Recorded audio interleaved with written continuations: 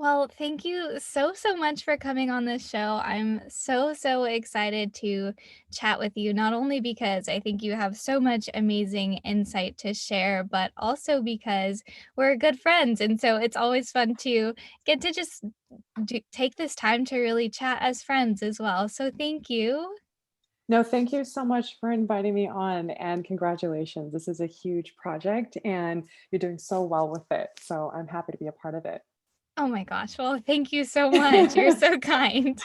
Well, No, why it's don't true. Oh, I appreciate you. So why don't you just tell us a little bit about your story, who you are, maybe what you're currently working on, what your day-to-day looks like? I know there's a million things that you could talk about here, so I'd love to share it with everyone else. Okay, sure. So currently well, I feel like I have a lot of titles right now. So I just became a certified integrative health coach. You and I both went to school together, and that was this year. It was one of my dream endeavors, and it was so interesting that it took a pandemic to really pull the trigger on that. So right after the pandemic started, and I'm also an ethical regenerative fashion designer. I've been doing that for almost 20 years, and I was a head designer and creative director of a multi-million dollar company that I was able to help grow from a startup to that level. And we actually got nominated by Forbes and Islamica because it's in the modest fashion industry as one of the top 50 companies influencing the Islamic economy. So that was a huge milestone in that area. But when the pandemic hit, then I wasn't working with them anymore, and I went right away. It was at the same time I was going to start launching my own brand, and everything shut down. Factories closed down. A factory that I was working with to make prototypes back in Spain. I also lived there too. So I was back in the States with my family on a visit, and I ended up with the lockdown. It's been here for the past 15 months. Now things are starting to look a little better. So I'm hopefully planning to go back. But during that time, I decided when that hit, I was like, well, what can I do as a designer? I create solutions. So I started making organic cotton face masks, and I got to work on that. I thought people are going to need healing. So I signed up for nutrition school, and I did that. It's just like my natural thing. How can I help? Where can I help out? Like, I just want to roll up my sleeves and get in there and help people. So um, it's me balancing two passions of mine. Before getting into fashion and going to Parsons School of Design, I was pre-med as undergrad, and I switched into psychology and art because the conventional medical plan, it didn't resonate with me. I didn't know too much about any naturopathic medical schools at the time. Now there are, or I'm more aware of it now. So it's something that, who knows, maybe I might go study that too. But for me, the way I look at my company, and really the way that came about, was I've always wanted to create this myself. I've had several fashion brands and it didn't work out. But that's part of the process, right? You have to try something and that didn't work. Okay, what didn't work about it? Let me look for a different, not really changing the dream so much, but the approach. So one thing I wanted about my work to be different is it includes the whole person. I look at things holistically. So I'm not only thinking about beautiful ethical clothing to really emphasize the beauty that someone already naturally has, but also I want to think about their beauty on the inside, their wellness on the inside. How are they feeling on the inside? And how can they feel their best? So for me, with my company Ultravivre, which I started towards the end of my marriage, I was in an abusive marriage and I just didn't feel alive. And I really want to create something, and having a passion project for me is one of the ways that got me out of that very dark place. And it really lifted me out of it. So when I was thinking of a name, Ultra Vivre, and the Vivre comes from French, which means to live, and ultra just means like beyond, right? So I'm thinking vibrant living. And at the time, I did not feel vibrant. I didn't feel alive. I was actually really, my health was declining. I was burnt out, very much living in fear. And so before I could actually fully launch this, I decided, you know what? I have to be living it myself. I can't tell people and talk to people about vibrant living if I'm not living it myself. And that became really the impetus. I left my marriage. I just started again, not starting from zero, but starting again, right? And decided to design the life that I wanted. And it's taken me a long time. Well, it's taken the time it takes, right? There's no really, time in itself as a construct, right? This is the time it takes. This is the process that it is to remove everything that was heavy on my spirit and weighing my spirit down and not allowing me to soar, and then putting back in the pieces, the people, the routines, everything I want that does uplift me. And now it's about 6 years later, and it's still in the process, and I'm totally okay with that. And I've made sure to include the health, the holistic health, because that's what helped me regain my health. And then also thinking about the fashion, and particularly ethical fashion. When I became vegan about 15, almost 16 years ago, that really, not only thinking about my own health, because it helped me put my asthma, very severe asthma, in remission, severe allergies, always having upper respiratory infections, always in the hospital for something, putting that all into remission through, a plant-based diet. In the beginning, I was raw, totally raw. Um, and I started to think more deeply, even before, about the state of animals, our planet, people. As myself, as a Muslim, we're charged with this responsibility to be caretakers. And so I have to see where I can infuse that in my work, in my life. It has to be every part of my, everything I do. So when I was looking at my work, I was like, okay, this has to be, I have to think about the well-being of people I work with. I have to think about the well-being of animals. So my products are vegan. I do not use any animal products. Um, the fabrics and materials I look for, either they're upcycled, they're factory offcuts, right? Like the factories are just, they literally throw away fabric and they're perfectly good. Like I actually got some fabric one time from Armani, beautiful silk georgette. I couldn't believe it. And I reused that for some designs. So this is something that's really influenced all of my work and everything that I do. Oh my gosh, you just shared so much It was amazing like, am I all over information. the place? No, no. I mean, you touched on so many different things that I would like to dive more into, Sure, and I think it sure. really just shows just kind of who you are as a person, and I feel like even just when you speak, you can tell that you really do care about all of the things that you just listed, and you are so, so good at embodying everything that you just talked about, because I know that it can be one thing, especially as a health coach, I realize this a lot now, is you can say things to people, but until you really start living them out yourself, Mhm. you truly can't know the power, and you can't even, teach them as efficiently because you just don't understand the power of it, right? And so, Yeah. what do you think, how do you find peace in the process? Because I know you talked about, having a couple other of fashion, careers that didn't work out, or lines like you had said. How do you just find peace in the process, and even in the process of healing from coming out of your abusive relationship? I think you're so good at it. I would just love to hear the tips that have helped you.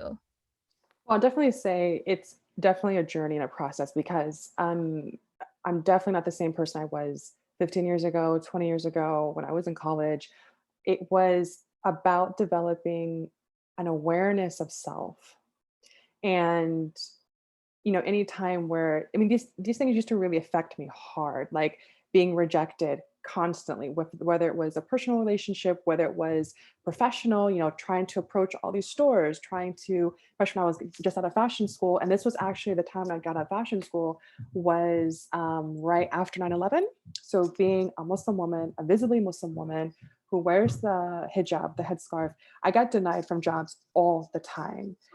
But Mhm. having that, it's not a no, it's a redirection, right?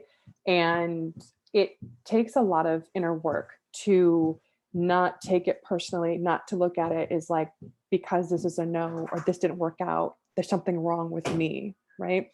And I used to be very depressed about, like, very depressed about it. And so one of the things, and I still work on it, right? And one of the most important things is, especially when you're ever going to endeavor anything new, anything that is not what anyone else is doing, is not comparing yourself to anyone else, and very much staying in, as they say, staying in your lane, but also being true to your path. And what is it that your soul wants to express? What is it, the gifts that you're bringing, the purpose you're here to realize, and really staying connected to that. Whenever I feel isolated, I feel rejected, I feel depressed, I know that I am not as close to my truth. I know I'm not as close to spirit. I have my own spiritual practices that keep me very close to the divine. And it's really important to stay connected with myself and my vision. So I have practices that keep me connected. There, I'm always checking in with myself, because when I check out of myself and check into everyone else, what everyone else is doing, and especially now, it's really easy to like just go down a rabbit hole and be in someone's life, a virtual life. They're not showing you everything, and just think, oh my God, I'm so far behind. I'm this and that, rather than really embracing how your life is unfolding. And everything that happens in our life is for a reason. And it's part of this process, it's part of this blossoming. And you don't know, the, I don't want to say luck per se, but these experiences, the ones that are great and the ones that may not feel so great, they're mixed together. And we're not exact. And for example, you may think of like the pandemic, and yes, it's extremely traumatic. I'm not going to even, take away the emphasis on that. But within that, there are some things that have happened. I experienced on a personal level that have been quite beautiful, in terms of the time I've been able to spend with my family. Um, so much clarity I got in so many things. I mean, we really, this whole past 15 months, we've had our mortality right in front of us, right? It's really eye opening to think that, wow, you don't know if I might get this virus and what might happen to me. Or, you're seeing people around you who have gotten sick and have made it or didn't, or really struggled with it. It really put things in perspective as far as, I only have this one precious life, Mm. right? Um, so it's having a lot of grace and patience and really working ourselves to develop that mindfulness and centering and calmness, um, what has helped me get through times of uncertainty and difficulty. Absolutely. And I love how you said it's not a no, it's a redirection. I think that is so powerful. And I'm honestly, after this, going to go write it down and stick it on my desk because, It's hard to accept, though. I will be honest. In the beginning, when you get a no, whether it's someone you liked and they're like, "No, I don't want to have a relationship with you," or it's a job opportunity or whatever, it stings. Like, I'm not gonna lie, yeah. but it's sitting with it, experience, not running away from it, sitting with all of the pain, sitting with all the uncomfortableness, grieving if it's necessary. Like, even with my divorce, I grieved it. It was a relationship that ended.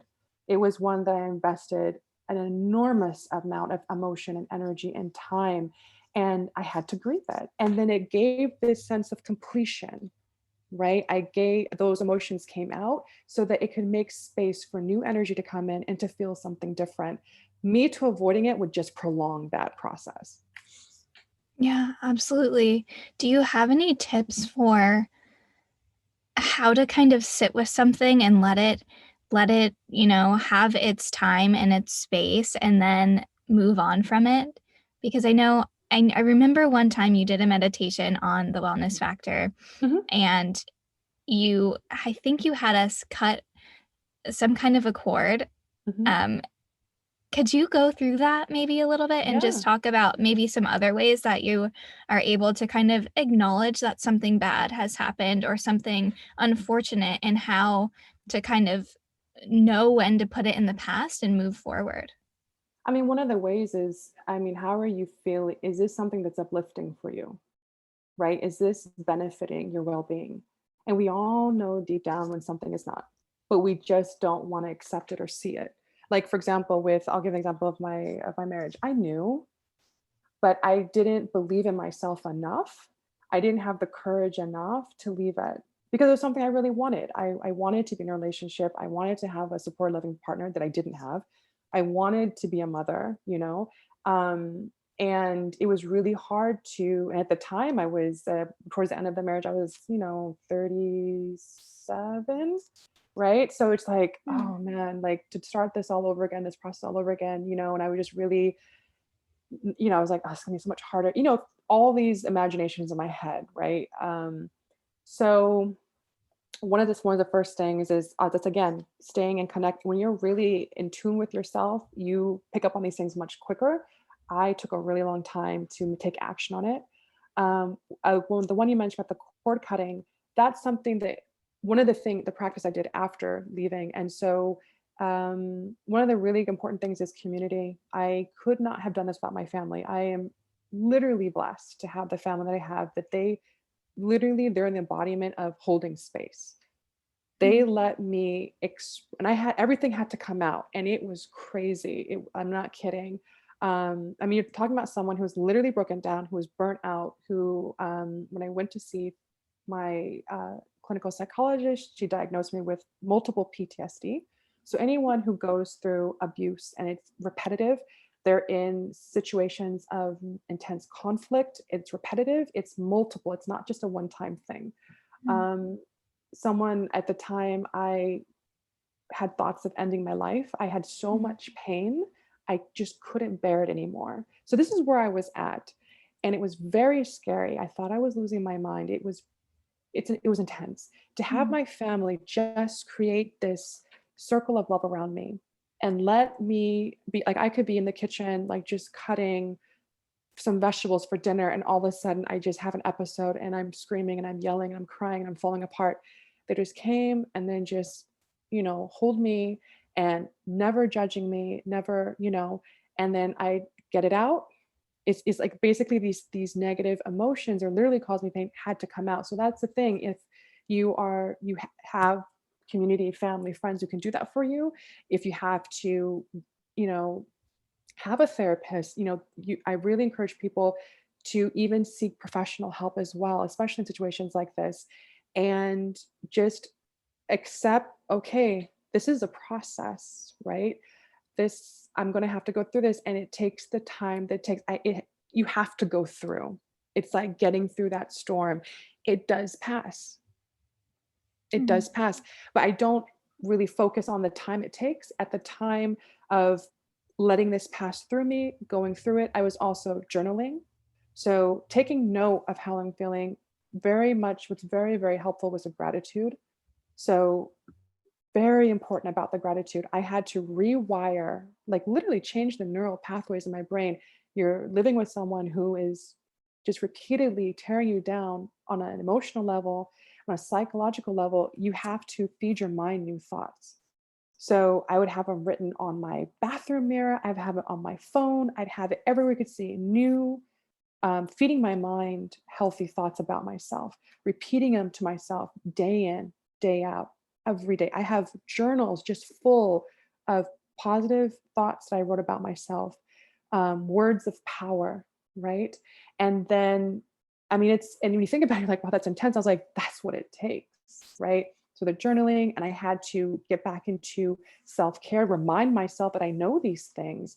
Um, that's why when I work with my clients now, one of my focus is on people who are dealing with burnout, who have, kind of lost their self-care routines or probably didn't have one to begin with, that this is really important to get back to that. So self-care routines, bringing in joy. So I would have three things that brought me joy every day. I had to do it. I took artist dates on the weekend. So just doing something for myself that builds my creativity. So you want to bring in aliveness, right? Novelty, doing new things, and then having meaningful pursuits. So it doesn't have to be like this grand project, right? People might even get intimidated by that, but something that is meaningful, something that is uplifting. And these are things that really safeguard our spirit and really help in times like these, when you really, um, for a moment, lost your way, or let certain people in your life or experiences or energies in your life that are not, supportive. So getting back on track required some of those things. Again, movement. So especially when there's trauma in the body, things that are movement that involves the movement of energy. So yoga and tai chi and qigong and dance is really good. These are the type of things I was doing, and just really focusing on bringing in something meaningful in that day for me. And um, also having developing that patience. And patience isn't something we're just kind of like sitting there. No, no, no. It's active, right? And the belief that this will pass. I am supported. It is going to be okay. And from that experience, that lived experience, not to say I want to repeat it, but it has really shaped the person that I am right now and has given me the insight that I just didn't have before about myself, about how I want future relationships to be, about so many things. Mhm. I think that's something that I look up to you so much for because you do really showcase how you're able to find the joy in the things that are going well, you know? And I think from what you just said, at least what I got from it, it's healing has to be intentional and you have to be diligent about it and want it, right? Do you agree with Yeah. that? No, absolutely. I mean, the thing about you think about our brain and neuroplasticity, the way neural pathways are created in our mind, it's through repetition. So I know people, especially you know this too, probably you've had clients and you tell them about consistency and doing it every day and they're kind of like, oh, because it's given kind of a negative feel in our society.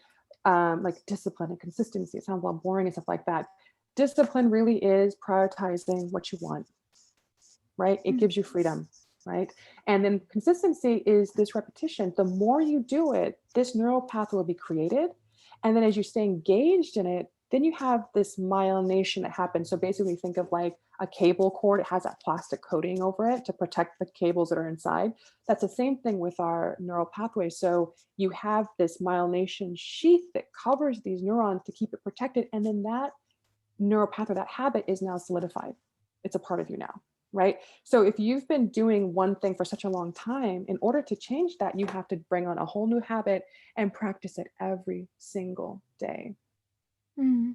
I love that you brought that up because I love when you speak to it because it makes it so real. I think Yeah, a lot of the self-care and these sort of wellness practices are sometimes seen by people who kind of aren't in the space as these woo-woo, like they're not really right. gonna help type things. But when you really look at the science of it, it's incredible. Yeah. Yeah. I mean, there's the thing is, it's like people, it's like we're living in a society and under systems that are oppressive, that are very Mm, violent, and they have stripped away all of the sacredness, all of the oneness, all of the unity, all of the uplifting environments, spaces where like it's devoid of that. It's very life decaying and it's not life giving, right? mm, So, as the multidimensional beings we are, we're bioelectric. I also like to tell people we're solar powered. I don't know if people even know that, right? When sunlight hits our cells, we're mostly water, 70% water, right? It actually goes to the first stage of photosynthesis in our mitochondria. And when the sunlight mm, hits that space again, it basically splits the molecule, the water molecule. So you have the negative ions will kind of hang out on the inner walls of the mitochondria. When the sunlight hits that again, it releases the energy. There are 15 trillion cells in our body. Each one of these mitochondria have a potential of like a lightning bolt of energy. We're full of potential, mm, right? Our bodies are designed to be self healing, self repairing, self regenerating, self cleansing, calming. Our bodies are built for pleasure. Our bodies are built for movement, but we don't support it, or not like we don't, but the environment we live in, the systems we live under don't support it. So the ways that we care for, so the self-care, and put that in air quotes where people refer to it, these are all the things that help our body to function. If we support it and get out of the way and give it what it needs and give it the nutrients, it will do all of these amazing things. So yeah, one of the absolutely. things we were saying earlier about, I mean, some of the changes we need to be making in this world, to go back to more of the natural rhythms we used to have, it's about change, a systems change. We need a transformation. It has to be a systems change, right? Because right now the messages are being sent out. If you sleep or rest or take care of yourself, it's like you're looked down upon. Mhm. I was like, we're not machines. How long do you think you're going to be able to go at that rate? and still be beyond I mean, you're just barely functioning, but what about being like really ascending, really reaching, like, I mean, you know what I mean? Like, why not dream bigger? Why not achieve more for yourself and really experience that vitality and vibrancy that we have access to. It's within us. Do you have any specific practices that you do to really dig into that potential and try to kind of uncover, just what we are capable of doing and maybe what we're passionate about? Because I think sometimes people don't know. They're like, "Well, I don't know what's meaningful to me. I just can't pinpoint it, I like all these different things, but I'm having a hard time fine-tuning my life to be what I want it to be." Do you have any practices? And I'm only asking this because I know that you are so good at just showcasing this in the wellness factor on Clubhouse, and so, you have so many great tips. If you don't, it's totally fine, but I would love to ask you. I mean, here's the thing, like, meaningful pursuits. Like I said earlier, we don't have to be intimidated by it. It could be literally like, I'm going to clean out my desk. Really, right? Mhm. You're clearing space. And what happens? You go back into that space, you're inspired, you feel creative, right? You remove something that was weighing down your spirit. Things that don't serve us can even weigh down our spirit. That could be the Mm. meaningful pursuit for that day. Maybe you decided to, spend time with your parents that for the evening or the afternoon. That was a meaningful pursuit. Do you know what I mean? It can be Yeah. something that simple, that anything that brings us joy. And also thinking about, I love this one quote from Rumi, what excites your soul, Mm. right? When we do things from our soul space, you'll feel a river within you, and that's joy. So that's about having those mindfulness practice. A lot of people some people actually write off meditation. I was like, um, that's how we've always thrived. You look at all ancient societies, they have a practice of stillness. Our mind craves it, our body craves it. That's one of the most powerful ways to increase our immune function, calm our nervous system, right? Reach higher levels of consciousness, reach those ideas people are talking about. Well, what is my purpose? If we don't get quiet and still, how are you going to hear? Right? Yeah. Also, really disconnecting from things that are synthetic. So the synthetic radiation we have in our environment, the Wi-Fi, the devices, the screens, spending a lot of time in nature. That's one of the best ways to recalibrate your intuition.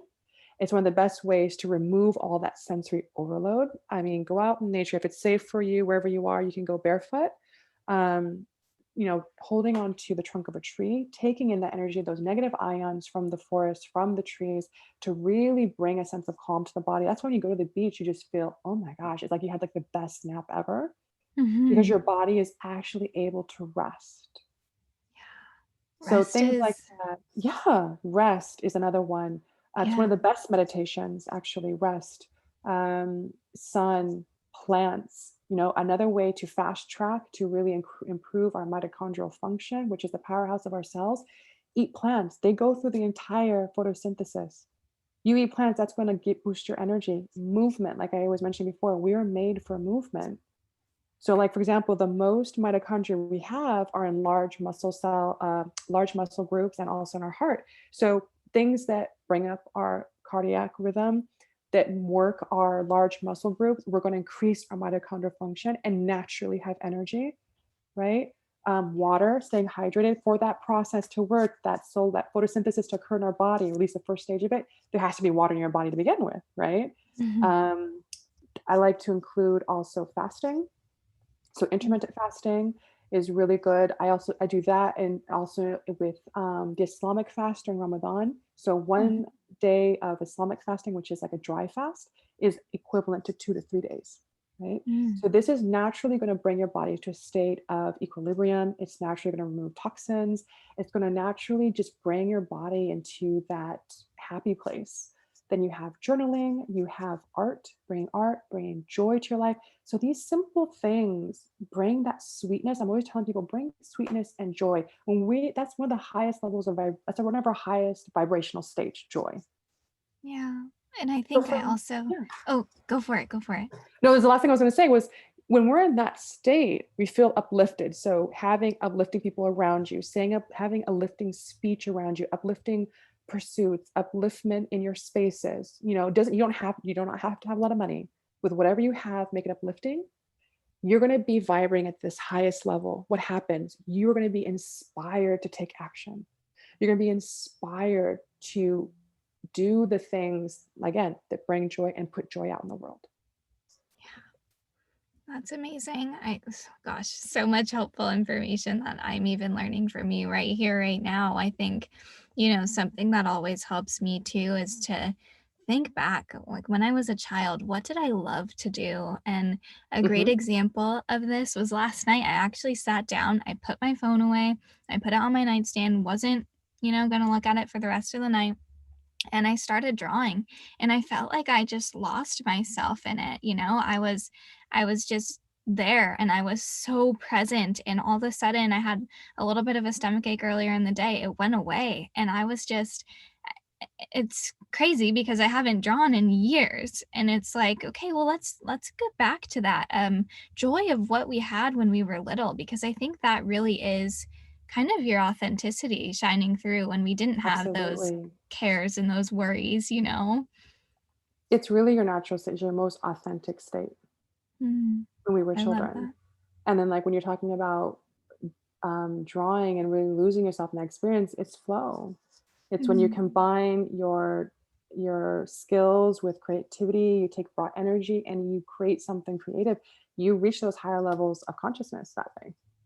And we want to get in that space as much as possible. And what did you have to do? Disconnect from distractions and connect with yourself, connect with the present moment. yeah, I think it's hard to do, but it's absolutely essential, right? Yeah, absolutely. Absolutely. There's no, I mean, the multitasking, no, absolutely not. It's now shown, even though we've known this, but there's now shown that it's actually detrimental. It's actually not, you're actually less productive because your mind is not, you're dividing your attention across so many things. And even if you switch from one, for sorry, let's say for example, you're on social media and you're going to switch back to your work. I'm just going to pop in and check for a second. When you pop back to your work, there's like this attention residue from the previous thing you're looking at. It could be up to 20 minutes. It's still going to be there.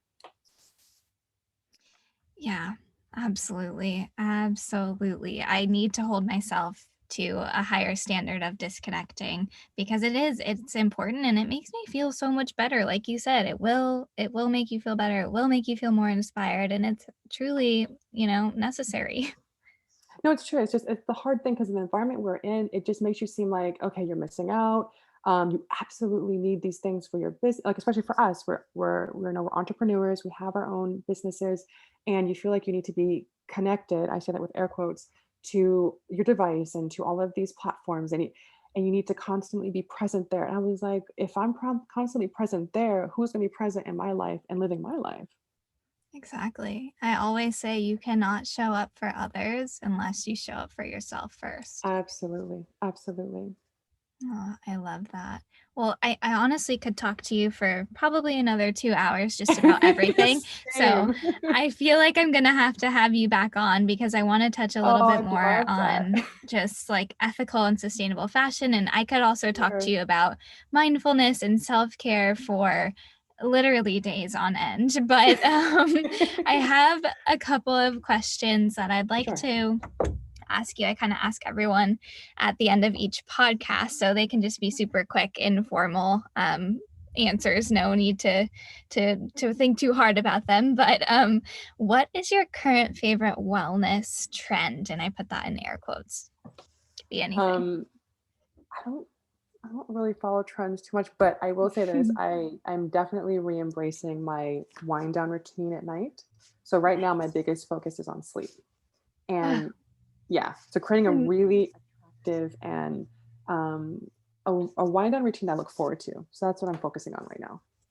what's one thing that's in your wind down routine? So I have a yoga for sleep. So there's like a Mm, very short sequence for that. It also includes, if it's just like a Friday night, I definitely do a nice Epsom salt bath. I'll do some reading in there. I'll do some meditation in there. I have a tea to go to sleep, putting on a candle or an incense, turn down the lights. That's pretty much, and reading I'm trying to like really bring in a lot of books. So I'm like looking forward to like getting that time to read and just, immerse myself in a book. So that's kind of what it looks like. That is awesome. Making a routine that you look forward to. It's one of the best ways to set up a habit, make it attractive, make it fun. Yes. Yes, I love that. So I know you are vegan, so I would really Mhm. love to hear your answer to this. What is your number one, and it's probably gonna be hard for you, favorite veggie, and how do you prepare it? I like to ask this because so many people struggle with eating veggies and produce and making them actually taste good. So I just want to hear what ideas you have. Oh man. There there's so many vegetables that I like. Okay, this is something for raw vegetables. Like, chips, a lot of people like crunchy things. And Yeah. I do, I'll have some kind of like try to eat more grain-free type chip things stuff like that. I'm not gonna say like I never eat them because that'd be a lie. But so like making carrot chips or Mm. cucumber chips or bell pepper chips. So we have this, my sister has this type of, how you have like a pastry cutter? Yeah, If you can yeah. imagine. Okay, so there's one that's like ridged, has like ridges on it. Oh, When you cool. cut your vegetables, it has this probably is like everyone knows this, but anyways, I cut your vegetables like ridges. I cut it on an angle, very thin, and then we'll just have like the regular hummus that's in the house, or like we'll make a different sauce. But for some reason, it just feels special, and Yeah. I gravitate to that more than just cutting it regularly. I don't know, but that's the first thing that came to mind when you said that. Oh, yeah, it's making it fun and also kinda reminds you of, like, Ruffles I used to eat Right. as a child. Exactly. I love that. Okay, if you could only pick one meal to eat for the rest of your life, what would it be? To these questions, I'm like, I don't want to put out into the universe. What if it really happens? So, okay, so it's either pizza or any type of like ramen dish. I could eat noodles, like pasta, like all day, breakfast, noon, and night. I love it. Pizza too. I feel like it's a complete food group. It's a especially when you Oh, put yeah. like all the vegetables. It's like gluten free base, or it's like artisanal. It's like wood. It's like cooked in a Yes. wood fire oven. I feel like that's totally fine. Oh, totally. Do you use some kind of, like, a vegan cheese, or do you just not put cheese on? I use, no, I put a vegan cheese on it. There's just one place out here in Baltimore. It's called Verde. I remember I told you about that one gluten-free Yeah, flour they got from Italy. yeah. That place is amazing. So they put this kind of like creamed cashew cheese on it, and then just some vegetables like like with broccoli and asparagus, and like a really fresh tomato sauce. Oh, it's so good. Oh my gosh, okay, I need that. Pizza is also my favorite. I love Okay, it. it's really, like you said, a complete food group. It's great. So last little question. If you could describe what health means to you in 3 words or less, how would you describe it? um, Or even if it's just one word that you think means healthy to you. for me, vibrancy, Mm, I love that. I love that. What a aliveness. great Yeah. yeah, what a great way to end the session. Well, I just want to say thank you so much for coming on today and sharing all of your knowledge. Like I said, I want to have you back like 4 more times because I think you just have so much to share. Do you want to let everyone know where they can find you and follow along with your Yeah. journey? Yeah. So I'm currently on Instagram, Facebook, Pinterest, YouTube. I need to get my YouTube channel back. I've kind of abandoned it a little bit in the pandemic. It's at Ultravivre, so Ultravivre. And I'm also in the process of launching my website hopefully this summer. And I'll be doing a course on how to charge yourself and restore balance. So that's coming out hopefully this summer as well. So people can learn how to do it for themselves. Oh my gosh, I'll be attending that. I can't wait. That's gonna be amazing. So everyone make sure you stay tuned on when that's gonna launch because it will Yeah. be fabulous. And Oh, thank you. I didn't know you had a YouTube channel, so I'll have to go back and check out some of your Oh, girl, videos. it is a little bit of, I'm embarrassed. It's abandoned a little bit. But I No. love making videos. I really love it. So I'm gonna actually set myself like really plan a schedule out so I can get back to it because I really do enjoy making videos. Awesome. Well, I can't wait. So, well, thank you again so much. And we will be in touch. We'll actually be together in like 15 minutes for the Yeah, Wellness Factor on Clubhouse. that's right. Thank you so much for having me on, Hannah. I really enjoyed this conversation with you so much. Of course. Thanks again. Okay.